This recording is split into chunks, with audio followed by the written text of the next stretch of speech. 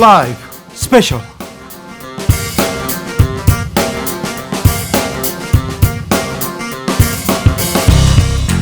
2020년 9월 12일 토요일입니다. 안녕하십니까, 주진우입니다. 토요일 이 시간은요, 일주일 동안에 주진우 라이브에서 가장 중요한, 가장 재미있었던 부분만 모아서 듣는 그런 시간입니다. 토요일의 남자 KBS 김기아 기자, 어서 오세요. 안녕하십니까. 토요일 방송, 그러니까 오늘 방송만 들어도 이 일주일치 방송을 다 들은 것 같이 알차게 이 주진우 라이브에서 재미있는 내용만 쏙쏙 꼽아서 골라온 김기아 기자입니다. 네. 지금 이 방송 영상으로 만나보실 수 있습니다. 영상이 더 재밌습니다. 이 바로 유튜브에서요, 주진우 라이브 검색을 하셔가지고 영상으로 보시면 되겠습니다. 영상이 더 재밌을까? 그렇습니다. 우리 얼굴 보고 실망하지 않아요? 아유, 기대를 안 합니다. 사실. 김기아 기자를 좀 보고 들으시면 됩니다. 자, 김기아 기자는 선물도 준비해 놓습니다. 그렇습니다. 저희가 일주일 동안 방송됐던 이 주진우 라이브에서 어떤 부분이 재밌었다, 어떤 부분은 불만이다, 이런 청취 후기를 남겨주시면 됩니다. 후기를 이제 보내주신 분 중에서 3분을 추첨해서 2만 원 상당의 치킨 교환 상품권을 보내드리겠습니다. 후기 훅 어디로 보내죠? 요게 좀 약간 복잡할 수 있어요. 하지만 한 번만 해보시면 정말 쉽습니다. 카카오톡 플러스 친구에서 주진우 라이브 검색을 하시고요, 친구 추가를 하신 다음에 후기를 보내주시면 되겠습니다. 옛날에는 이 뒤에 막 포스터도 붙어 있었는데, 그러니까요. 포스터 한번 떨어지는데 그 다음부터 이제 안 붙여주네. 그렇습니다. 부끄러운가 봐. 그런가 보네. 네. 자, 본격적으로 주진우 라이브 스페셜 하이라이트 장면 다시 듣기 시작합니다. 첫 번째 장면 어떤 이슈죠?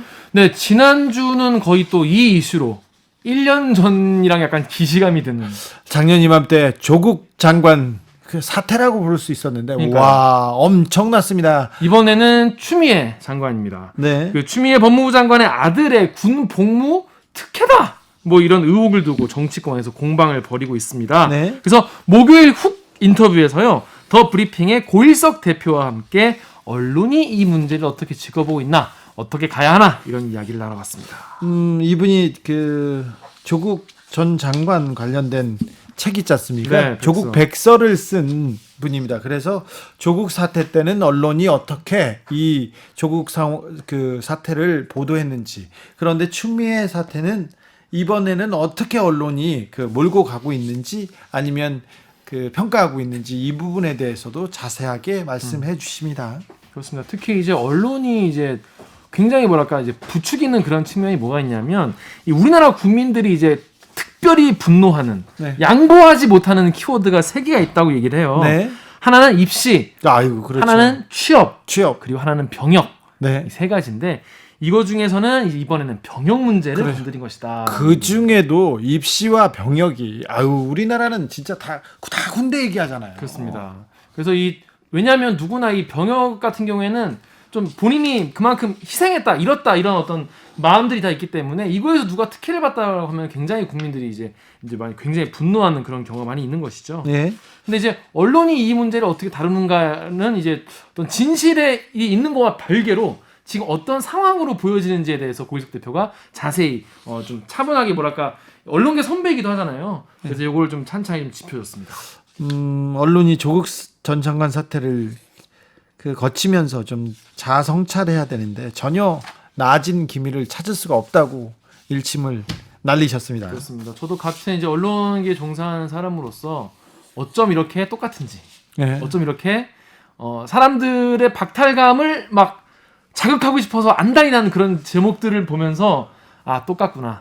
잘 생각해 보세요. 조국 전 장관 사태 때도 이게 중요한가? 이게 왜 내가 알아야 되지? 그런 기사가 계속 쏟아졌는데 나중에 보면 오보인 기사가 많았어요. 그런데 이번 추미애 장관 건도 언론이 왜 이렇게 흥분돼서 마구 달리는지 모르겠어요. 하루에 1000개가 넘는 추미애 장관 기사가 나온답니다. 그런데 거기에서 정말 이게 기사 가치가 있고 이걸 국민들이 알아야 되겠다, 이런 기사는 몇 개 되지 않거든요. 그래서 조금 천천히 그 상황을 보면서 나오는 사실관계만 보고 이렇게 판단해도 되는데, 네. 언론도 내달리기 때문에 국민들도 흥분하고 분노하고 있습니다. 이제 고일석 대표 같은 경우에는 이 조국 전 장관 사태 이후에 언론이 자아성찰을 하거나 나아졌다는 기미가 보이지 않는다, 이런 말씀하셨는데요. 저도 보면서 언론이 나아지는 것보다 이 국민들이 언론 기사를 좀 더 이제 뭐랄까요 경각심을 가지고 좀 더 한번 물러서서 이제 소화하는 그런 식으로 가는 게 오히려 언론이 자아성찰하는 거를 기다린 것보다는 빠르겠다. 오히려 그런 약간 자조적인 생각도 하게 되더라고요. 언론 자아성찰 안 됩니다. 그 사람들 그 안 되는 사람들이에요. 그런 것 같아요. 네, 그런데 여론 그리고 국민들이 이거 잘못됐다, 이 기자 잘못 썼다 이렇게 하지 않습니까? 그거는 좀 걱정합니다. 그러니까 깨어 있는 국민이 언론도 바꿀 수 있습니다. 검찰 개혁도 언론도 그다음에 정치 개혁도 다 깨어 있는 시민들한테 우리가 좀 떠넘기는 것 같은데 맞습니다. 그래도 시민의 힘이 이 언론 개혁을 성공할 수 있지 않을까, 그쪽으로 몰고 가지 않을까 그런 생각도 해봅니다. 네. 확실한 거는 언론은 먼저 지금 지르고 내달리고 있고 이것저것 의혹을 제기를 하면서 물론 그 의혹이라는 것들이 다 야당 쪽에서 이제 받은 소스를 가지고 이제 쓰는 경우가 많죠. 여러분 기사 보시면은 무슨 의원실에 누가 이제 뭐 밝힌 바에 따르면 이런 기사가 많이 나오는데 하여튼 우리는 고희석 대표의 말씀 같은 경우에는 좀 일단 지켜보자. 일단 흙먼지가 가라앉을 때까지 지켜보고 나중에 화를 내도 늦지 않다 이런 얘기를 하셨어요. 예. 조국 전 장관 사건이 검찰이 흘려주고 언론이 마구 내달렸다면 이번 사건은 야당 그러니까 국민의힘 쪽에서 흘려주고 계속 언론이 내달리고 있는데 지금 사실관계는 중요하지 않고 그냥 내달립니다. 전원을 통해서. 그런데 이 부분도 좀 언론도 성찰해야 되지만 국민들도 이 언론의 보도를 좀 잘 지켜보면 뭐가 옳고 뭐가 그른지 옥석을 가릴 수 있다고 봅니다. 네, 그렇습니다. 네, 지금까지 어떤 내용이 정리되었는지 네. 고희석 대표가 어떤 이야기를 했는지 궁금한 분들 많으시죠? 목요일에 방송됐던 훅 인터뷰의 하이라이트 부분을 지금 같이 듣고 오시겠습니다. 큐! 시작은 작년 추미애 법무부 장관 지명 예. 되고 청문회가 이제 진행되고 있을 때 네. 12월 27일인가 아마 그럴 거예요. 예. 작년 12월 27일에 모 신문에서 처음 이제 이 의혹이 제기가 됐죠. 그렇죠. 그때부터 네. 시작이 됐고 그러다가 계속 이제 그러려니 하고 넘어갔어요. 계속 네. 넘어가다가 별로 여론의 호응이 없었어요. 네. 그래서 계속 이제 그 국회 총선 지난 다음에 법사위가 열릴 때마다 네. 야당이 계속 이제 그 추미애 장관을 추궁하는 것 말고는 예. 별로 얘기가 안 됐었어요. 예. 그러다가 9월 1일부터 본격적으로 언론이 나서기 시작합니다. 언제요? 9월 1일입니다. 9월에 1일 예. 뭐 계기가 있을 거 아니에요, 기사가. 예, 그게 조선일보 단독 기사인데요. 네. 근데 신원식 의원실, 국민의힘 신원식 의원실에서 제공한 자료를 이제 보도한 건데요. 네. 아니 이때 이날 200건 그 전에는 뭐 추미애 장관 나올 때도 한 많아봐야 한 5, 60건, 예. 2, 30건 이 정도였는데 이날 200건 기사가 나오기 시작을 해서 점점 많아져서 어저께는 하루에 1,139개. 하루에요? 예. 아이고. 뭐 이제도 조국 사태 때에 비하면 세 번의 그래도 피입니다만. 엄청나죠. 예. 1,100개가 넘었으니까 하루에 네, 1139개. 1,139건데 신원식 의원이 좀 주도했어요, 처음에는요. 그래요. 그래서 이제 그날 조선일보가 단독 기사로 추미애 보좌관 군에 전화해 휴가 연장 요청이라는 단독 기사를 내고 모든 언론이 이 기사를 다 받았습니다. 네. 이때부터 시작이 된 거죠. 이번 논란의 핵심 무엇이라고 보십니까? 그러니까 작년 말부터 제기됐던 의혹은 뭐였냐면 네. 2017년 6월 23일까지 귀례하기로 돼 있는데 귀례를 안 하고 있다가 25일 날까지 안 하고 있어서 전화를 했더니 그때 갑자기 막 어떤 장교시켜서 국회의원 빼고를 했는지 휴가 처리를 그때 했다는 거 아닙니까? 네. 의혹은 그거였어요. 예. 결국은 이게 1차, 2차, 3차 휴가라고 나눠 본다면 3차 휴가가 언제 명령이 난 거냐? 예. 23일 이전이냐 이후냐? 이게 지금 핵심인 거예요. 예. 근데 9월 1일 날 이 조선일보 보도를 보면 이에 대한 내용이 명확하게 나와 있어요. 뭐라고 희한하게. 나왔죠? 그러니까 6월 21일 날, 네. 6월 23일이 2차 휴가 마감 끝나는 날이니까 그 이틀 전이에요. 이날 그러니까 그 신원식 의원이 제공한 자료에 의하면 보좌관으로 자처하는 사람이 병가를 더 좀 연장하고 싶은데 가능하겠냐라고 예. 지원 장교한테 물어봤다는 거예요. 전화해서. 예. 불가하다. 예. 입원이 아니라 집에서 있는 거라니까. 예. 하고서 끊은 다음에 지휘관한테 보고를 한 거예요. 예. 그랬더니 그럼 병가는 불가한 걸로 하고 개인 휴가 쓰라 그래라. 병가 말고 개인 휴가 써라 이렇게 예. 지시를 했어요. 21일 날 네. 휴가 명령이 난 거예요. 예. 그러니까 24일부터 27일까지. 네. 그리고 이 문제는 다 끝나는 거예요. 지휘관이 얘기를 했으니까. 예. 그게 9월 1일 날 기사에 나옵니다. 예. 근데 그 부분은 전혀 부각하지 않고 그 다음에 다른 기사가 또 키우죠. 이 예. 논란을 뭐라고 키우죠? 예, 그 다음날 이제 녹취가 나옵니다. 네. 녹성이. 근데 거기는 아까 말씀드린 그런 6월 21일 이런 얘기는 빠지고 뭐가 중심이 되냐면 1차, 2차 평가에 예? 자료가 없다는 내용이 나옵니다. 자료가 없다. 예? 그러니까 1차, 2차 휴가는 지금까지 문제가 안 됐었는데 네. 자료가 없다는 그 이유 하나로 이게 미인가 휴가다. 예. 타령이다. 이런 주장이 나오기 시작하는 겁니다. 그리고요. 예. 그러다가 9월 3일에 국민일보가 또 그 보도를 하는데요. 단독 보도를 하는데 네. 외워서 안 하셔도 돼요. 보고 하셔도 됩니다. 예. 아니, 괜찮아요. 네, 여기 라디오입니다. 이게. 그죠. 예. 9월 3일 날 예. 추미애 아들 부대장 휴가 관련 어떤 외압도 없었다. 네. 라는 기사가 나옵니다. 네. 그럼 이 사건의 관계자라고 한다면 1차적으로는 추미애 장관 아들이 있을 테고 네. 근데 추미애 장관 아들은 당사자니까 무슨 얘기를 하기도 어렵고 예. 얘기를 해도 잘 안 믿어줄 거 아닙니까? 네. 그다음에 제일 중요한 관계자라고 하면 네. 이 명령을 내린 명령권자인데 그렇죠. 이 명령권자가 분명하게 휴가 관련 어떤 외압도 없었다. 예. 심지어 그 당직 사병이 폭로를 한 거니까 예. 그때 애들은 잘 몰랐을 수도 있다. 예. 그때 어떤 시스템도 바뀌고 이런 때여서 이런 얘기까지 합니다. 이게 굉장히 중요하고 지휘관이니까 네. 이 사람이 책임자고 내가 명령권자예요. 병과 안 되고 그냥 개인 연가로 처리해 줬다 이렇게 얘기를 했는데 네. 이 얘기가 그러면 일단락이 될 만도 한데 한데 또 다시 퍼지죠. 예. 이 국민일보 기사를 받아쓴 매체가 거의 없어요. 네. 그러니까 조선일보 기사는 거의 수백 개 매체가 다 받아쓰고 하루에 200개씩 기사가 올라왔는데 이 기사를 받아쓴 매체는 10개가 안 되고요. 네. 그중에 이 주요 매체라고 할 수 있는 것은 네. 그 서울신문하고 채널A하고 미디어오늘 정도밖에 없어요. 한겨레 경향도 안 썼어요. 예, 안 받았었어요. 아 그래요? 예. 네. 물론 방송 채널도 그렇고. 예, 못 찾을 수도 있지만 그것도 그 보도 내용을 그대로 인용한 게 아니라 이 신문 기사를 보고 민주당 관계자가 얘기를 합니다. 네. 그걸 받아서 한 줄 간략하게 쓴 것밖에 없어. 이렇게 주장했다. 알겠습니다. 신원식 의원의 주장은 계속해서 지금 커지고 예. 커지는 데 비해서 이렇게 그 지휘관이 얘기한 책임 있는 발언은 아예 무시됐다 이거죠. 예. 그런데 예. 이 공방은 정치권으로 옮겨가서 더 커집니다. 네. 이거는 어떻게 보십니까? 그러니까 이거는 그 시시비비를 가려야 할 사안을 늘 그렇지만 늘 감성적으로 몰고 하는 거죠. 황제 휴가라느니 뭐 엄마 찬스라느니. 네. 그리고 이제 그 공방이라고 하지만 실질적으로는 국민의힘에서 일방적으로 공세를 피우고 있는 중이고요. 네. 여당에서는 방어도 제대로 못하고 있는 상황이죠. 방어를 제대로 못하고 왜 추미애 법무부 장관은 그러면 예. 명확한 얘기를 이렇게 정리가 안 될까요? 수사와 관련이 있어서 아마 얘기를 하지 않고 디테일한 얘기를 좀 하기 힘든 것 같아요. 네, 민주당에서는 계속해서 지금 엄호를 하려고 하는데 네. 그게 잘 안 되고 있죠. 네. 네, 오늘 이제 김태년 원내대표가 네, 저기 검증 안 된 의혹 제기 바람직하지 않고 검찰 수사 신속하게 좀 하라 이런 촉구한 게 처음 좀 세게 나온 얘기예요. 네.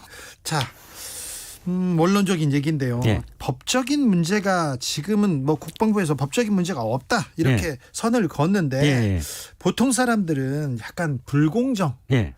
이게 불공정이란 정서에 지금 분노하는 분들이 좀 있는 것 같아요. 이거는 그렇죠. 어떻게 보세요? 그게 지금 우리 사회가 직면하고 있는 가장 심각한 문제가 아닌가 싶은데요. 네. 공정에 대한 개념이나 감각이나 예. 공정이란 결국 기준의 문제인데 네. 기준에 대한 인식이 좀 엄청나게 많은 괴리가 있어서 가장 큰 문제라고 생각하는데요. 지금 당장 어떤 게 공정이고 어떤 게 공정이 아니냐 이런 논쟁을 벌이는 것보다는 네. 좀 시간을 가지고 예. 이런 좀 일치를 가져가려는 좀 자세를 가져가는 게 필요하지 않나 싶은 생각을 합니다. 오늘 경향신문의 머릿기사입니다. 1년 머릿기사 제목이 공정 강조하던 문정부의 불공정 이렇게 얘기를 합니다. 예.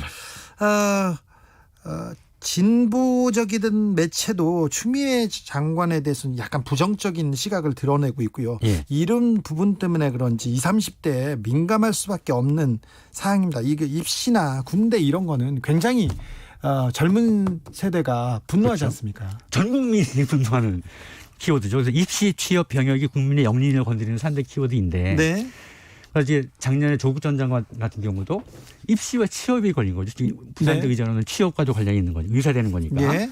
다행히 병역은 잘 무사히 넘어갔는데 이제 추미애 장관 같은 경우는 이제 병역 휴가를 고리로 예. 병역 문제가 불거진 것이죠. 네.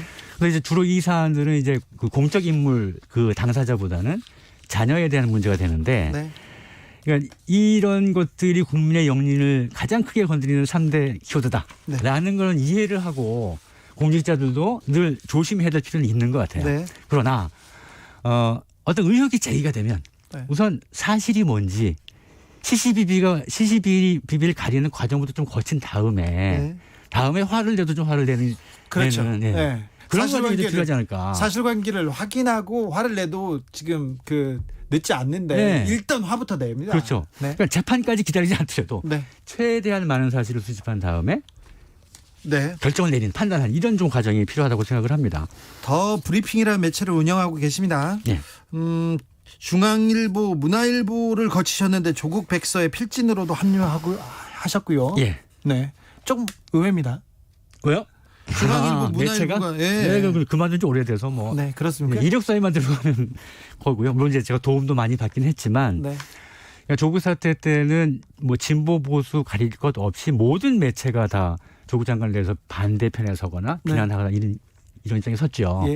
그래서 그것을 이제 방어하는 개인들이 나오기 시작했는데 저도 이제 그 중에 한 명이었고요. 정확히 작년 이맘때였는데요. 예. 조국 법무부 장관 임명 즈음에 예. 언론이 그리고 온 나라가 조국 사태로 정말 몸살을 앓았습니다. 예. 네, 아파한 사람들 많습니다. 예. 뭐 찬성이나 반대나. 그런데 그 조국 사태에서 우리가 좀 배웠어야 되는데 추미애 사태를 통해서 그때 조국 사태 때 좀 언론이 성찰하거나 좀 나아졌다 이런 게 보입니까? 안 보이고 뭐 기대하기가 좀 어렵죠. 오히려요. 지금 나아지길 기대하기는 좀 어려운 상황이 아닌가 싶고요. 예. 조국 사태와 관련해서는 지금 뭐 그때를 교훈 삼아서 나아지는 거를 바라기는 아직 좀 이르고 예. 그 사태에 대해서 뭐 평가를 한다거나 예. 그다음에 뭐 사실 여부가 아직 가려지지 않은 것도 많이 있고요. 예. 그건 좀 기다려 봐야지 되는 네. 일인 것 그런데 같고. 지금 그때 보도했던 마구 달렸던 내용 중에 허위로 드러나는 게 많기 때문에 예. 그때 보면 너무 성급하지 않았나 이런 생각도 해보는데 예. 이번 그 추미애 장관 아들 문제에서도 그런 비슷한 그 소모적인 논쟁 계속되고 있지 않습니까? 예.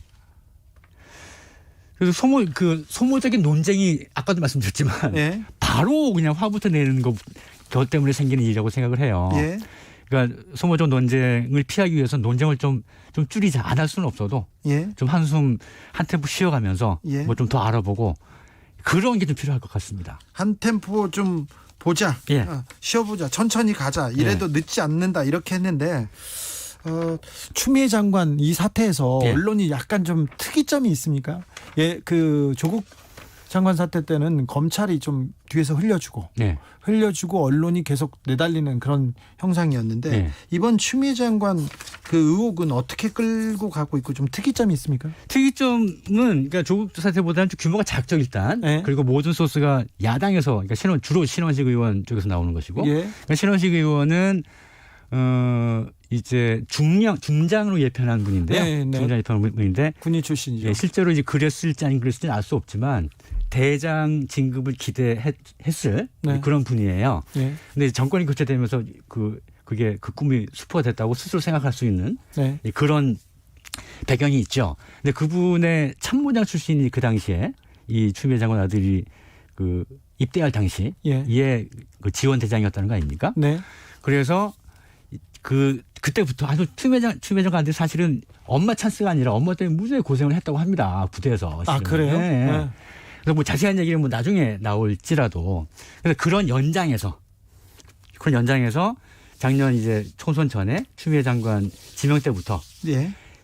그쪽 라인에서부터 드라이브를 걸고 가는 것이죠. 예. 그리고 이 조국 사태 때와는 좀 다른 것이 나오는 이슈가 그다지 다양하지 않아요. 그래요?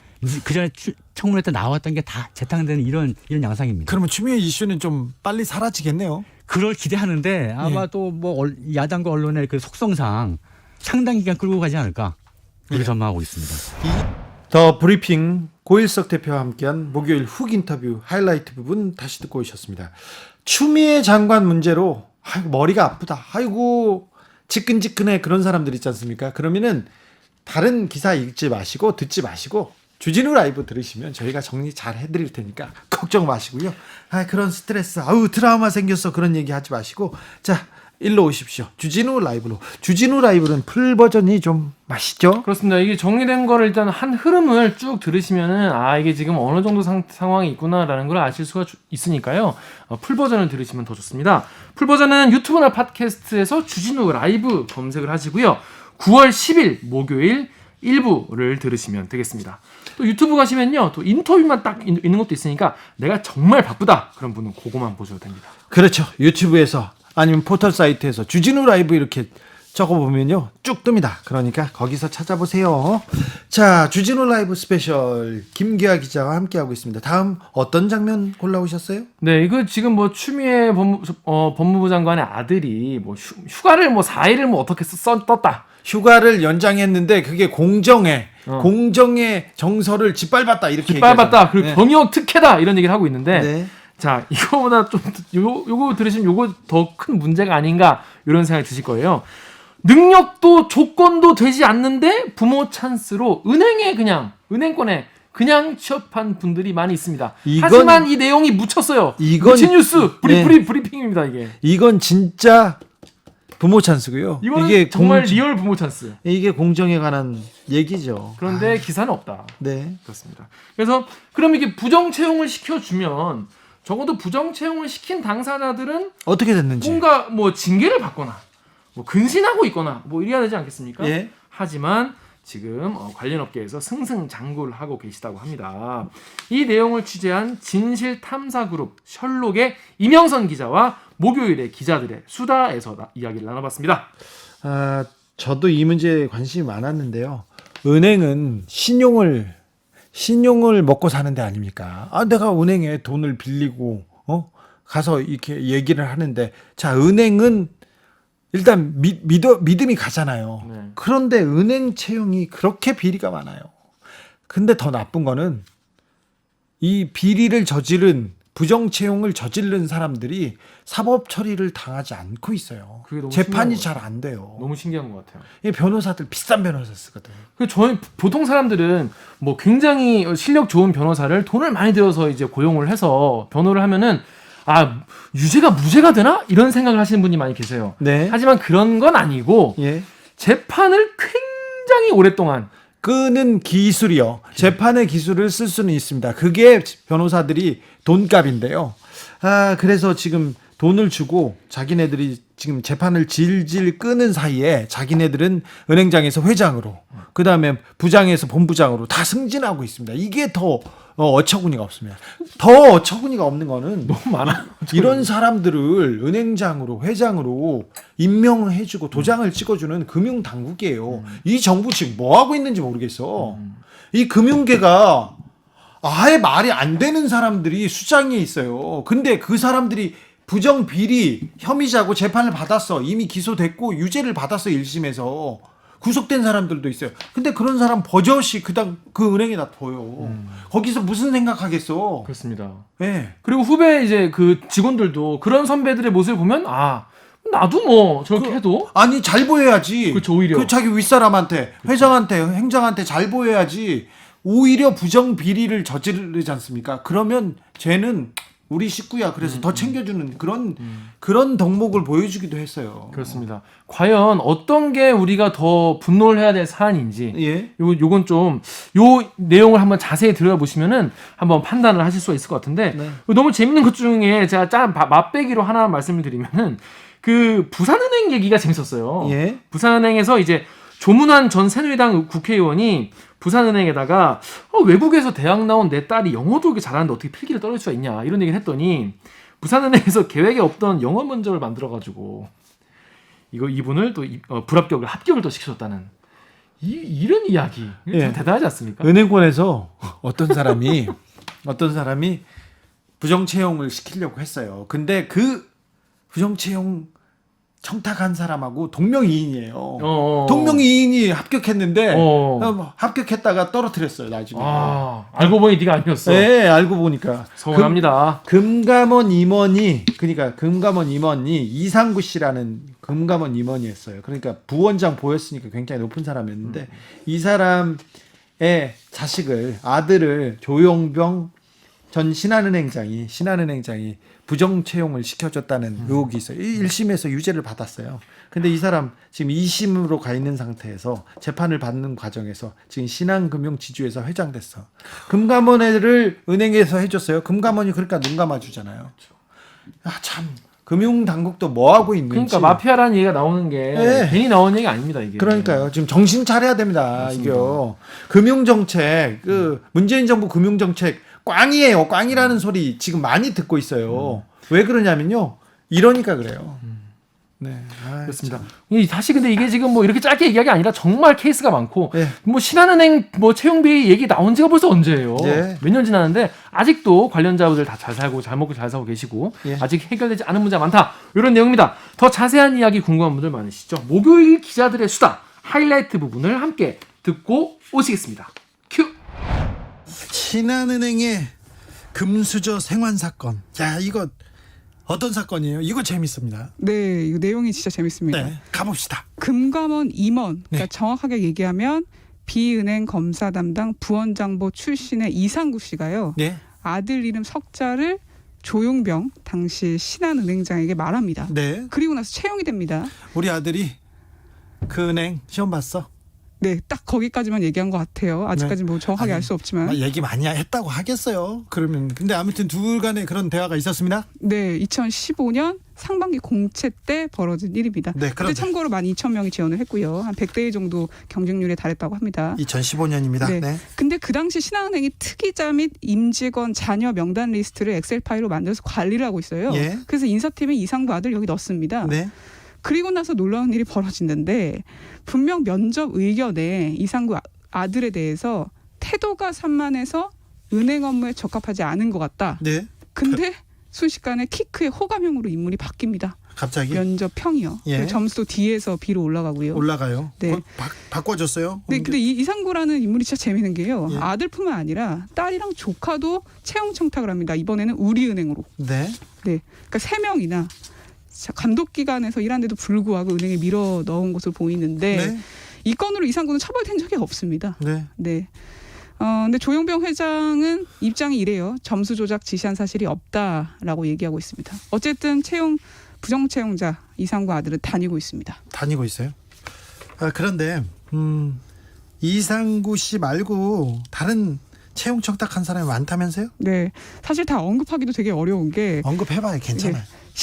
신한은행 네. 관련된 그 공소장에 보면은 154명이 지금 부정 채용된 게 아니라 좀 조작됐다 점수가요 이렇게 나오는데 네. 1심 판결문에는 20여 명으로 추려져요. 네. 그래도 대단한 인물들이 많습니다. 일단 등장하는 이름만 말씀드리면요. 고용노동부 장관 출신의 김영주 더불어민주당 의원 이름이 등장을 합니다. 네. 그 신한은행 내부 문서에 through라는 단어가 등장하거든요. 예. 뭐뭐를 통해서라는 단어 같은데, 김영주 민주당 의원. 네, 김영주 의원이 네. 여기에 써 있고요. 그리고요. 그러니까 근데 또 신기한 거는 붙은 사람이 김영주 의원 뭐 자녀라든가 조카라는 아니고 예. 그 지역구 영등포 구의원 아들입니다. 정선희 의원 아들이요. 이것도 마찬가지로요. 논리력과 언변이 부족하고 질문 의도를 잘 파악 못한다. 이렇게 써 있었는데 면접에서. 근데 합격됩니다. 네. 면접이 불합격이었는데 합격으로 바뀝니다. 그리고요. 그리고 또 정무위원이던 김재경 전 새누리당 국회의원도 등장을 하는데 네. 이것도 재미난 게 뭐 김재경 전 의원의 뭐 조카, 뭐 아들, 딸 이렇게 등장하는 게 아니라 경남의 한 언론사 관계자 자녀가 예. 들어오게 됩니다. 이건 2013년 하반기에 일어났던 일인데요. 언론사의 간부의 자녀인데 김재경 의원 쪽에서 이렇게 통해서 이렇게 청탁을 넣었다고 이렇게 볼 수 있습니까? 그렇게 추정할 수 있는 대목이 많이 등장을 합니다. 실제로 이건 그냥 걔가 의혹을 제기한 게 아니라 판결문에 나온 거. 다 나오는 내용입니다. 또요. 근데 하나만 더 덧붙이면 네. 그때 신한은행의 비밀리에 여자가 만 25세 넘으면 안 된다라고 규정을 정해놓고 필터링을 했어요. 만 25세 넘으면 안 됩니까?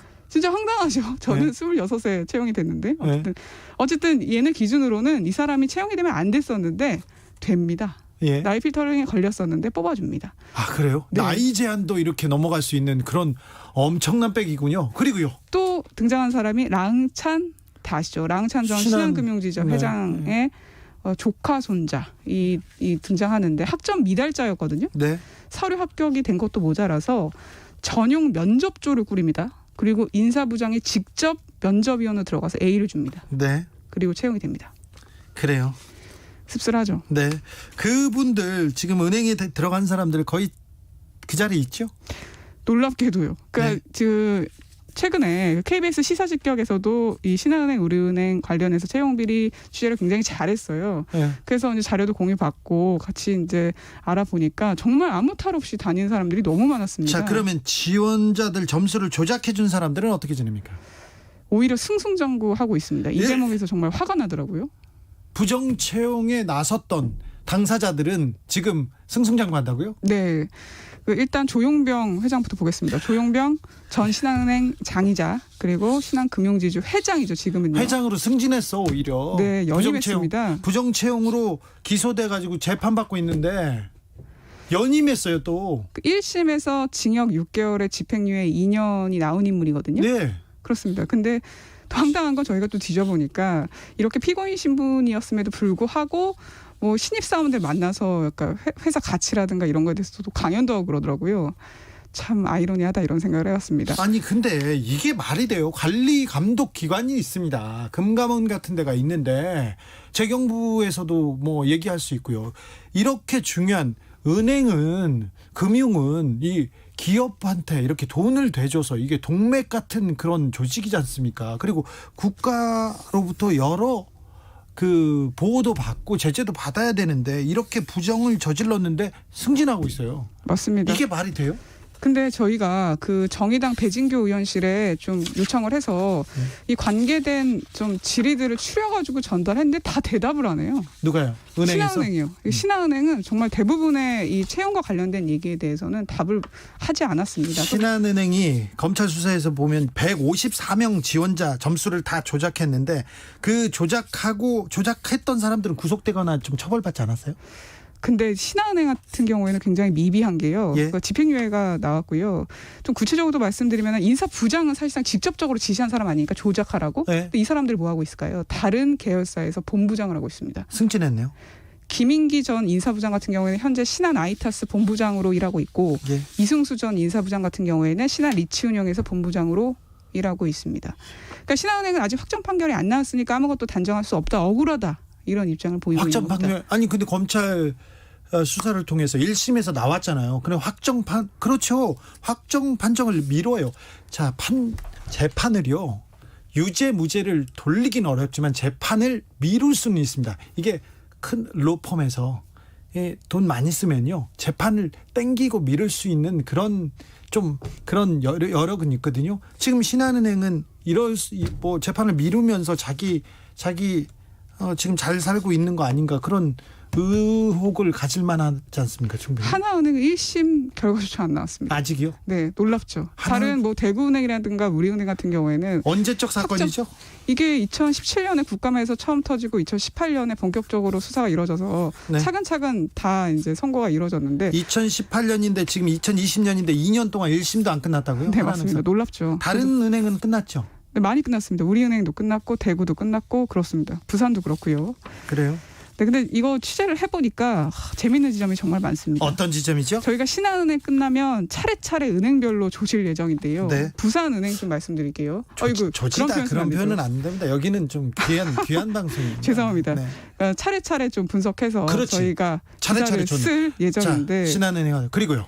부산은행 좀 얘기가 재밌습니다. 네. 조문환 전 새누리당 의원이요. 네. 아니 우리 딸이 외국 대학 나왔는데 왜 필기시험에서 떨어지냐 안 할란다 이렇게 얘기를 했다고 해요. 네. 그러니까 인사팀에서 서류하고 면접이 불합격 됐는데도 네. 합격으로 바꿔줍니다. 어떻게 해요? 근데 더 웃긴 건 계획에서 없었던 영어 면접을 만들어요. 아, 우리 딸이 영어 잘하니까 외국에서 왔으니까 영어 면접을 만들어서 결국 채용이 됩니다. 근데 조문한 딸 아직 다니고 있습니다. 은행에 가서 물어봐요. 이거 어떻게 된 거냐고. 그럼 대답해 줍니까? 그 지방에 있는 은행 같은 경우에는 저희가 이제 그 질을 하면 저희만 다루는 건 아니죠 기자님 예. 좀 살살 해주세요 이런 반응이에요. 그래요? 네, 저희는 이제 지치지 않고 끝까지 가겠습니다. 네. 신한은행 건이 아직도 이렇게 해결이 안 됐어요. 지금 이거 언제적 일인데? 하나은행, 국민은행도 확정 판결이 안 나왔거든요. 네. 그래서 이 은행들도 어떤 수법으로 채용 비리를 저질렀는지 좀 구체적으로 다루겠습니다. 저희가요. 네. 아니 좀 얘기를 좀 더 해주세요. 나 아직 시간이 남았나요? 네, 가시려고 그러세요. 자, 신한은행 얘기를 조금 더 하자면, 네.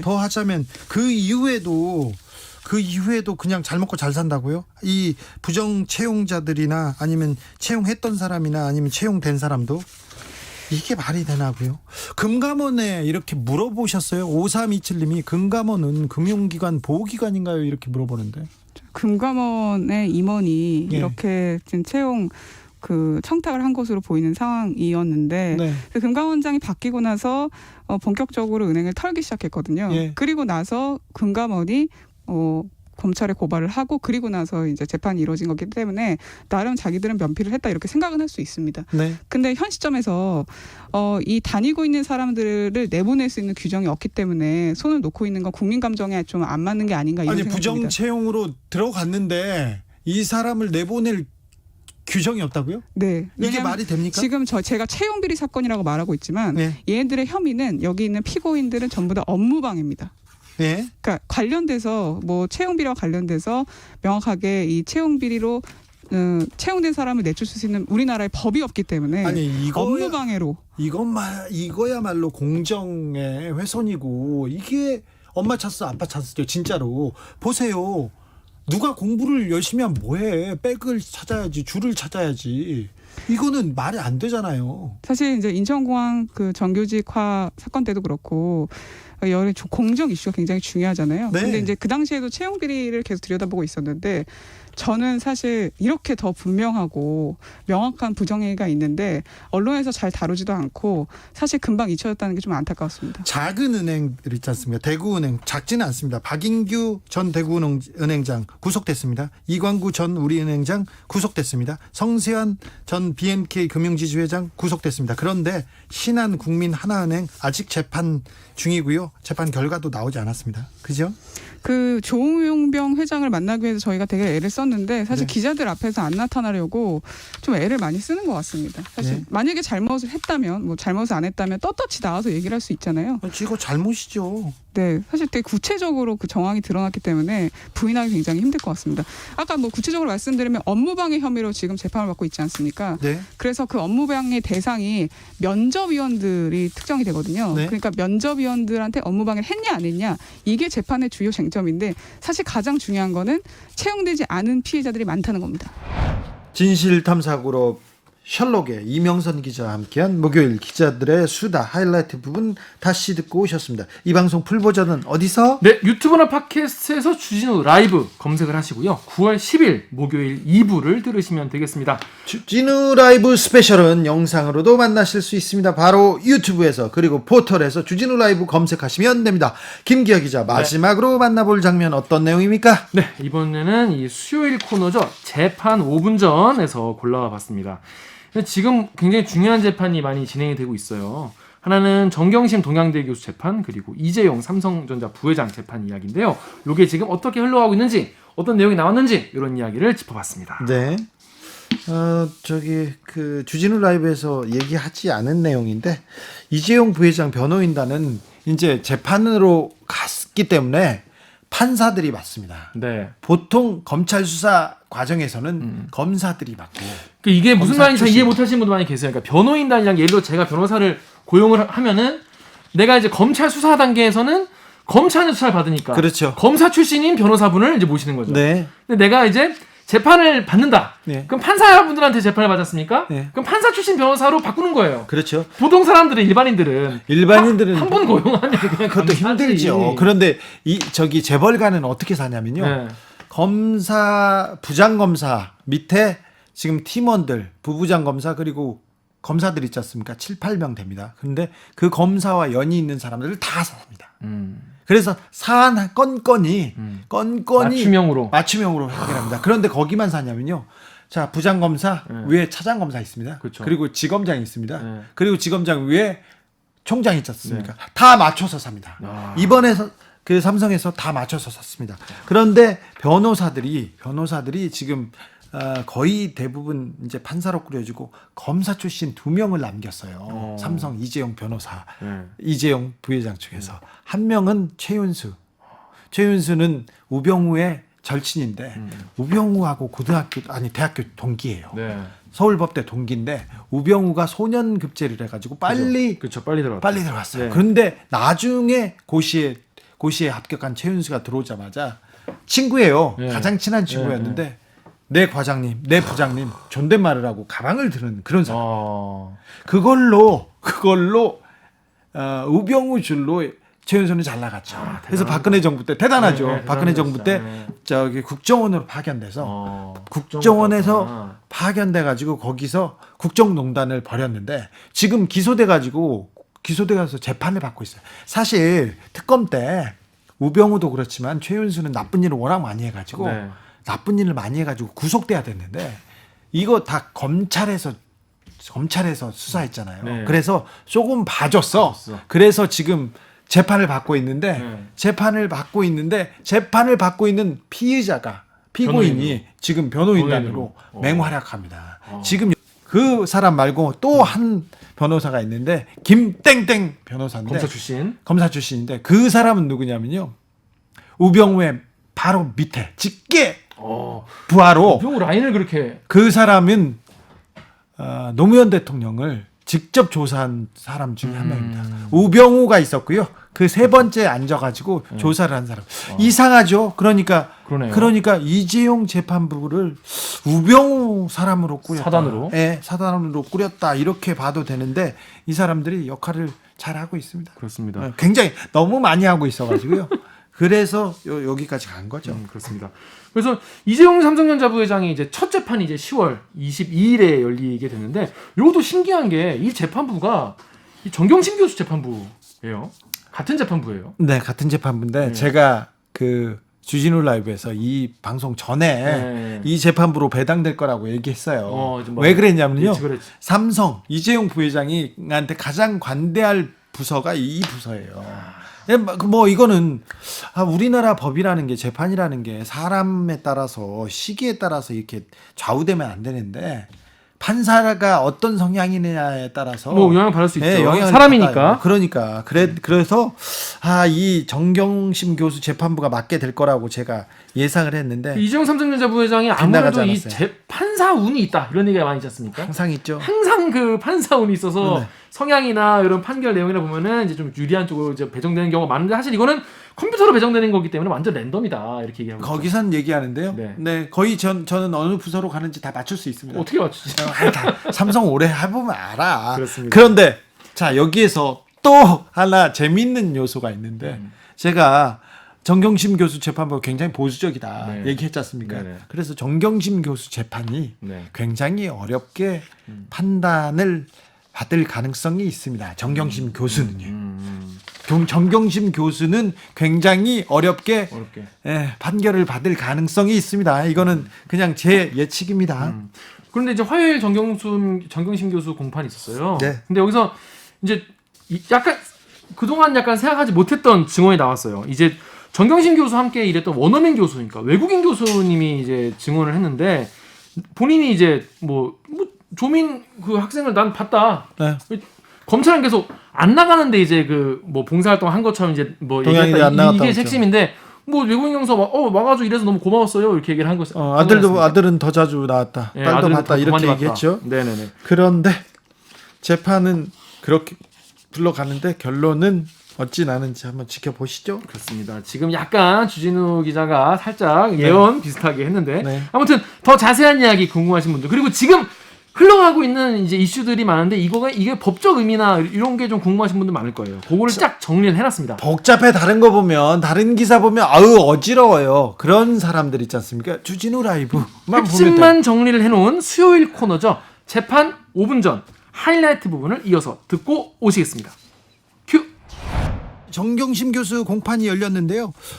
중요한 증인이 왔습니다. 동양대 외국인 교수가 어이구 나는 그 조민 씨 그러니까 정경심 교수 딸을 봤다. 그리고 아들은 매일 봤다. 이런 얘기도 했어요. 네, 그러니까 정경심 교수 딸이 그 동양대 받은 표창장이 봉사상이잖아요. 네. 그러니까 봉사상이고 봉사상의 명목이 정 교수 측에서는 어떻게 얘기를 하고 있냐면 그때 당시에 이제 그 학생들 지역 학생들을 대상으로 한 영어 교양 수업 같은 것을 했고 예. 그거에 사람이 부족했기 때문에 뭐 교재를 만든다거나 다른 작업을 하는 데 있어서 본인의 딸이 직접적으로 좀 도움을 줬다.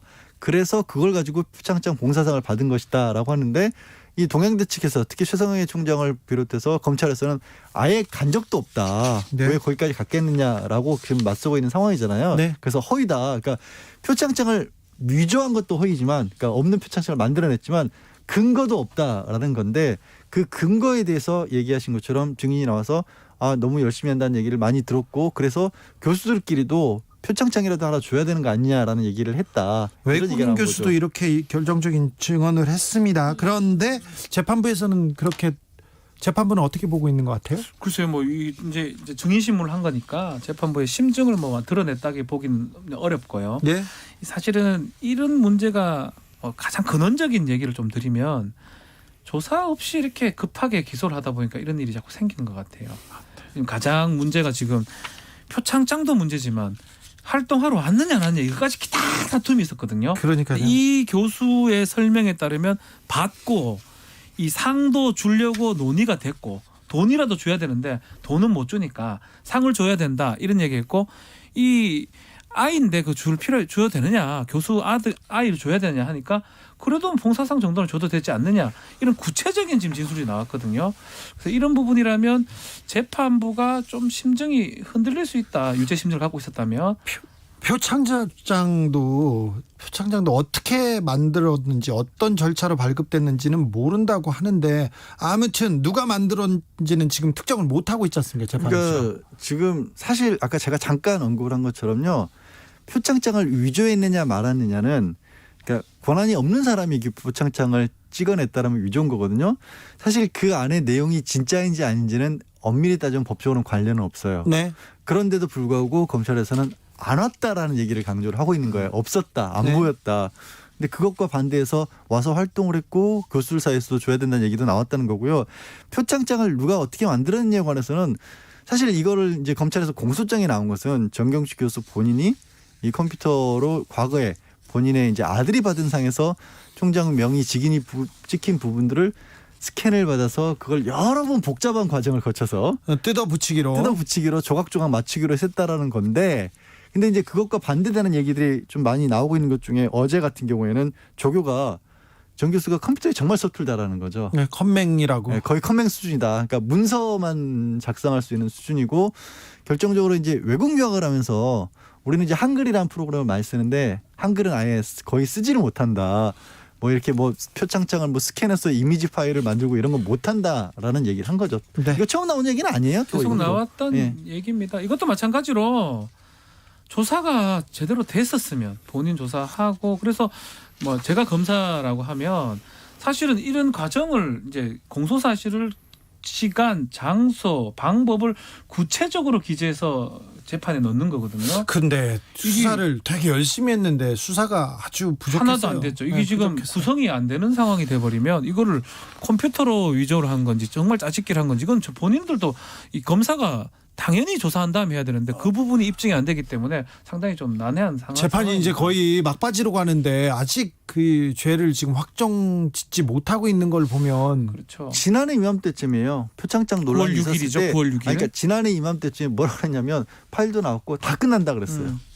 자 형사비 25부 임정엽, 권성수, 권선희 부장판사가 있는 형사합의 25부의 2부입니다. 이 부서가 대등재판부입니다. 네, 이 예. 부서가 이재용 삼성전자 부회장 재판도 맡게 됐습니다. 부서고 네. 그리고 3명 다 부장급이에요. 네네. 그래서 3명 다 누가 하든지 간에 재판장이 되기 때문에 이 부서에서 맡게 될 거라고 우리가 예상했죠. 예상했죠. 갈 거라고 생각했는데 결국 왜? 25부에서 왜 예상대로 될까? 컴퓨터가 추천을 했다는데. 에헤이, 네. 네, 들어오라고 그럴까요? 네. 네, 재판부가 됐습니다. 이 재판 어떻게 벌어질 것 같습니까? 어떻게 이어질 것 같습니까? 이제 드디어 네. 22일부터 이제 이재용 부회장이 재판에 출석합니다. 네. 뭐 사실은 뭐 이거는 뭐 어떻게 이루어질 거라는 거 저희가 지금 말씀드릴 수 있는 건 없고 네. 다만 이제 관심이 가는 건 저는 이렇게 나오는 것 자체가 사실 뭐 좀 그렇긴 한데 벌써 이제 변호인단을 어떻게 꾸릴 것인가가 언론에서는 주목을 하는 것 같아요. 예. 그러니까 지금까지는 주로 검찰 출신들이 왜냐하면 기소 전 단계니까 수사 단계였으니까 검찰 출신들이 많이 변호인단에 이름을 올렸었는데 이제 재판으로 넘어가니 법원 출신들을 많이 기용을 하지 않겠느냐. 이미 준비가 다 돼 있던데요. 아 그래요? 네. 예, 언론이 좀 늦네요. 주 기자님보다. 아유 그러면 예. 저기 준비가 다 돼 있어요. 그리고 이 판사님이 이렇게 있지 않습니까? 그러면 부장 판사들도 있고요. 그 위에 있는 법원장도 있고요. 거의 포위를 하는 거죠. 영향을 미칠 만한 사람들은 다 이렇게 구합니다. 그래서 이렇게 사죠. 재벌들은 그렇게 하지 않습니까? 회장님들은. 지금 김현장도 뭐 한다는 뭐 얘기가 있고 아마 구성이 다 된 것 같습니다. 네. 다만 이제 창이죠, 창. 예. 창인 검찰은 지금 가장 삼성의 저승사자라고 불렸던 이복현 부장이 예. 강주 쪽으로 이제 갔습니다. 대전으로 갔죠. 죄송합니다. 대전으로 갔습니다. 네. 지방으로 가기 때문에 지금 부부장 검사가 지금 최재훈 부부장으로 제가 알고 있는데 네. 이제 담당을 해야 되는 상황인데 일단은 언론 보도에 따르면 창이 조금 무뎌진 거 아니냐. 좀 쉽지 않겠죠. 이복현 부장을 수도권으로 보내서 재판을 맡게 할 것인가, 공소유지를 맡게 할 것인가. 근데 그렇지 않고 대전으로 멀리 보냈어요. 예. 삼성의 그 바람대로.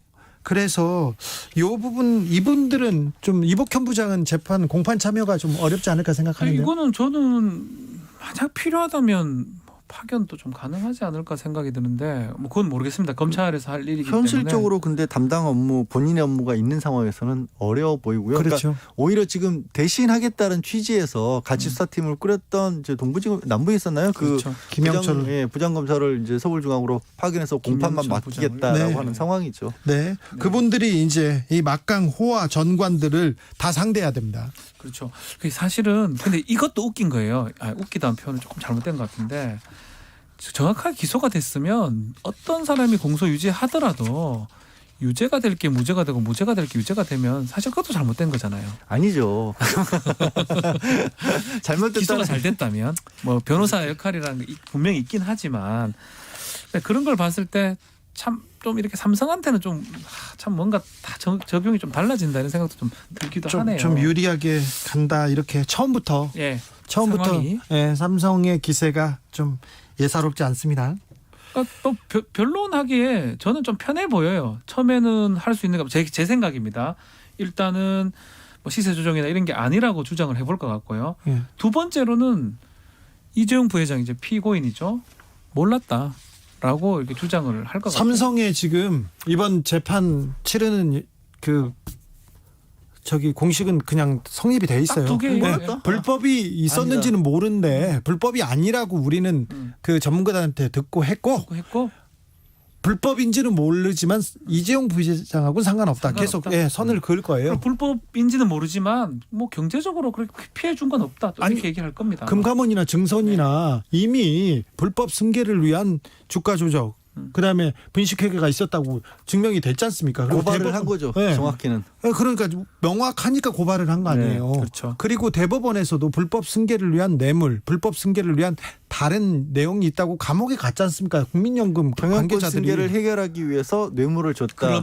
그럼에도 변론할 땐 그게 또 할 겁니다. 왜냐하면 상당히 복잡하거든요. 그러니까 복잡하게 상당히 하면서 시간도 뭐 끌 것 같다는 생각이 들고 궁극적으로는 지금 계속 얘기했던 몰랐다 이재용 부회장은. 네. 그렇게 아니죠. 이렇게 얘기할 수도 있는 거예요. 경영권 승계와 관련해서 대통령이란 지위 있기 때문에 막연하게 어떤 식으로든지 그와 도움을 받을 수 있을 거라는 생각을 했지만 실제로 하다 보니 합법적으로 다 했다. 네. 그렇게 된 이렇게 할 수 있는 거예요. 이게 무슨 말에 놀래요? 아니 그렇게 되는 겁니다. 네. 대통령이니까 언젠가 도움이 될 수 있으니까 뇌물은 줬지만 얘기할 수 실제 그런 부분을 도움받은 것도 없고 다 법적으로 했다. 뇌물은요? 아, 뇌물 그러니까 얘기했잖아요. 뇌물을 준 이유를. 아니 그러니까요. 예. 아까 대통령이니까 포괄적 지위가 있으니까 아니 언제 대법원에서 네. 대법원에서 불법 성범 아니요. 경영권 승계라고 하는 현안이 있다라고 했지 그게 불법이란 얘기는 안 했어요. 경영권 승계 때문에 뇌물을 준 거잖아요. 경영권 승계가 있으니까 대통령이니까 언젠가 무슨 일이 생기면 도움을 받을 수 있겠거니 해서 뇌물을 줬을지 모르지만 줬지만 도움을 안 받았다. 자 재판에서 계속 이런 주장이 왔다 갔다 그렇죠. 할 그래서 겁니다. 시간 끌 겁니다. 계속 재판에서 이걸 가지고 몇 년이 지나갈 수도 있어요. 그죠? 3년 예상합니다. 네, 5년 예상합니다. 네. 양지열 변호사, 박지훈 변호사와 함께한 수요일 재판 5분 전에서 하이라이트 부분 다시 듣고 오셨습니다. 제목이 좋아요. 재판 5분 전. 재판 5분 전입니다. 절대 다른 판 아닙니다. 그렇습니다. 절대 다른 생각하시면 제입니다. 예, 저 김기아 기자 네. 이 방송 풀 버전 어디서 들을 수 있습니까? 유튜브나 팟캐스트에서 주진우 라이브 검색을 하신 다음에 9월 9일 수요일 2부를 들으시면 됩니다. 유튜브에서는 이제 클립만 따로 모아놓고 했으니까요. 내가 이번 주말 너무 바쁘다. 이런 분들은 요 클립만 보셔도 됩니다. 하지만 정리를 되게 잘 해놓으셨고 변호사분들이기 때문에 특히 설명을 굉장히 법적 근거에서 설명을 잘 해놨으니까 보시면 확실히 도움이 됩니다. 오늘도 주진우 라이브 스페셜 김기아 기자가 열심히 만들었습니다. 너무 속 감사합니다. 터지는 내용만 갖고 온 것 같아요. 항상 좀 그런 생각합니다. 좋은 뉴스, 따뜻한 뉴스 보내드려야 되는데 그렇습니다. 요즘 속 터지고 그렇습니다. 답답한 뉴스만. 안 그래도 마스크 써서 힘들어 죽겠네요. 답답해 죽겠습니다. 그래도 다들 고생 많으시죠? 네, 그래도 조금만 힘을 내 주십시오. 더 따뜻하고 더 아름다운 뉴스를 가지고 찾아뵙도록 노력하겠습니다. 네, 청취자 여러분들을 위한 선물 저희가 준비했습니다. 카카오톡 플러스 친구에서 주진우 라이브 검색하시면은 뭐 이렇게 써 있는 이런 게 나옵니다. 거기에 이제 주진우 기자가 이러고 계세요. 거기에다가 친구 추가를 한 다음에 거기에다가 주진우 라이브에서 일주일 동안 방송된 것 중에서 이런 게 재밌었다, 이런 건 불만이다, 이런 청취 후기를 남겨주시면 되겠습니다. 총 3분을 모셔서 저희가 2만 원 상당의 치킨 교환권을 드리겠습니다. 아니 치킨이라니 이런 따뜻한 뉴스가 따뜻한 뉴스 마지막에 따뜻한 치킨으로. 역시 김기아 기자가 그렇습니다. 따뜻한 치킨 배달해 드리겠습니다. 주진우 라이브 스페셜 여기서 마치겠습니다. 저는 다음 주 월요일 오후 5시 5분에 돌아옵니다. 감사합니다.